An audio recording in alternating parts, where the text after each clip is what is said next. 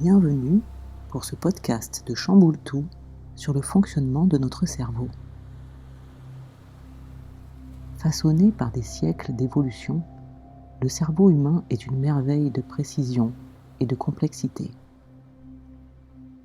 Il régule de manière autonome nos fonctions vitales, cœur, respiration, digestion. Il est le siège de nos fonctions cognitives, de notre mémoire. Il nous permet de percevoir et d'interpréter notre environnement au travers de nos sens. Et il est également le siège de l'affect et des émotions. Bien sûr, ceux-ci se traduisent dans le corps par des sensations et des modifications de notre physiologie. Notre cœur et notre respiration s'accélèrent quand nous avons peur ou sous le coup d'une émotion agréable comme la joie ou le sentiment amoureux.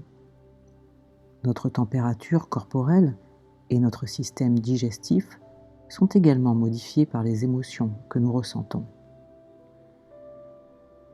Mais tout ce processus est orchestré au niveau du cerveau qui perçoit la situation, l'analyse avec tous les filtres qui sont propres à chacun de nous, en fonction de notre histoire, de notre culture, de nos expériences antérieures et du contexte, et qui coordonne notre perception, nos ressentis et nos réactions physiques et corporelles.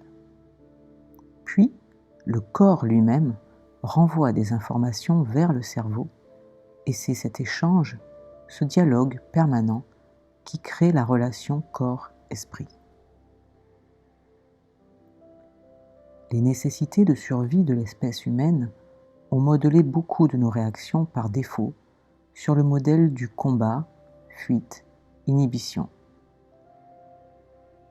Je perçois un stress, une menace, et en fonction de l'évaluation que je fais de mes propres capacités, je vais réagir en évitant ou fuyant la menace, en faisant face pour combattre ou en subissant la situation. Si ces stratégies nous ont été fort utiles dans un environnement hostile et dangereux, comme l'était notre planète il y a 100 000 ans, elles ne sont pas toujours adaptées à la vie dans notre société moderne. En effet, la plupart des stress que nous percevons de nos jours ne mettent pas directement notre vie en danger, mais sont plutôt de nature psychologique. L'accélération de notre rythme de vie et le manque de temps, la surcharge de tâches, la surstimulation de notre système nerveux par les écrans, la vie en milieu urbain, la circulation. Mais notre cerveau, qui n'a que peu évolué au cours des 10 000 dernières années, ne fait pas la différence entre une menace réelle et une menace psychologique. Et il réagit toujours comme si notre survie était en jeu. Comment cela se traduit-il sur le plan émotionnel ?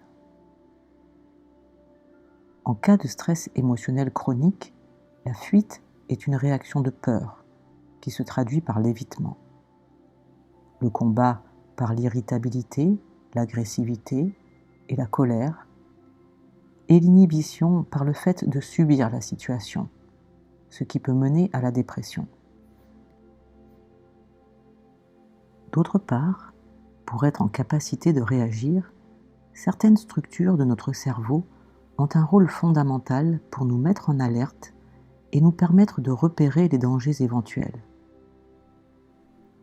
En particulier, l'amygdale et l'hippocampe dont nous avons parlé dans le podcast sur les bienfaits de la nature.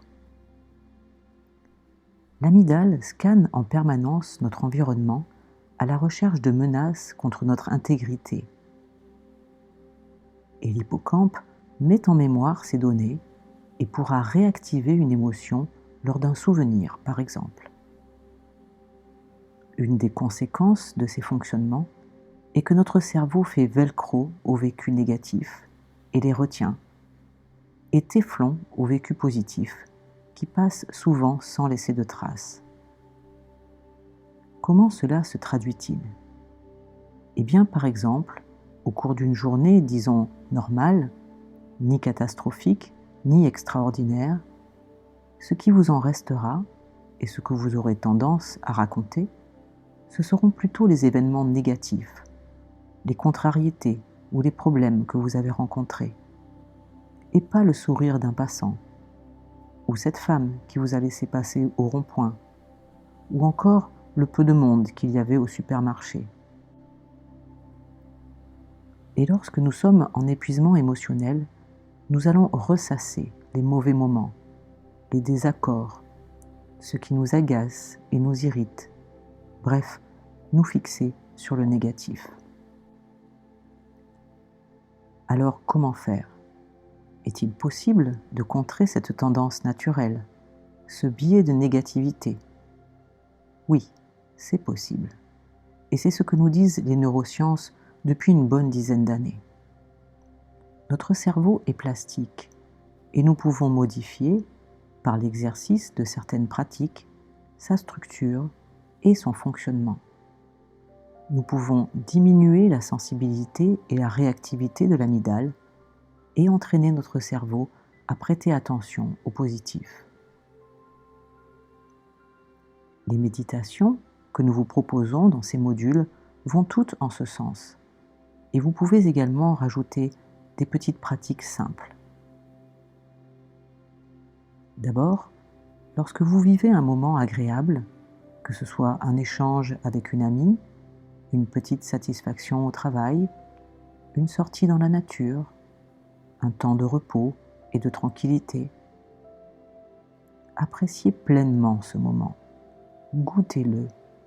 Ne le laissez pas passer sans en profiter pleinement.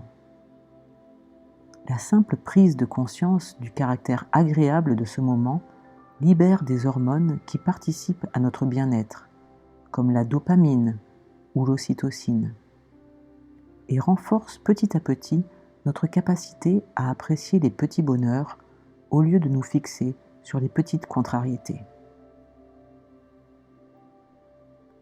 Une autre possibilité, en fin de journée, prenez un temps pour vous remémorer 3 petits événements agréables qui ont eu lieu. Des choses simples, comme le coup de fil d'une amie, le fait d'avoir pratiqué une méditation, une place de parking qui se libère juste quand vous en avez besoin, ou avoir eu le temps de boire un thé ou un café au soleil. Là aussi, cela vous permet de vous focaliser sur le positif. Et des études démontrent que ressentir de la gratitude diminue le stress et améliore notre bien-être émotionnel et notre santé physique, avec une amélioration de notre immunité et une diminution des risques cardiovasculaires. Peut-être au début, aurez-vous du mal à les trouver, ces petits moments. Mais vous verrez que petit à petit, les événements positifs vous reviendront plus facilement. Pour mieux ancrer cette routine, vous pouvez également les noter dans un carnet à cet effet. Et peut-être pourriez-vous commencer par exprimer de la gratitude envers vous-même pour avoir pris la décision et mis en action votre volonté d'aller vers un mieux-être dans votre vie personnelle et relationnelle.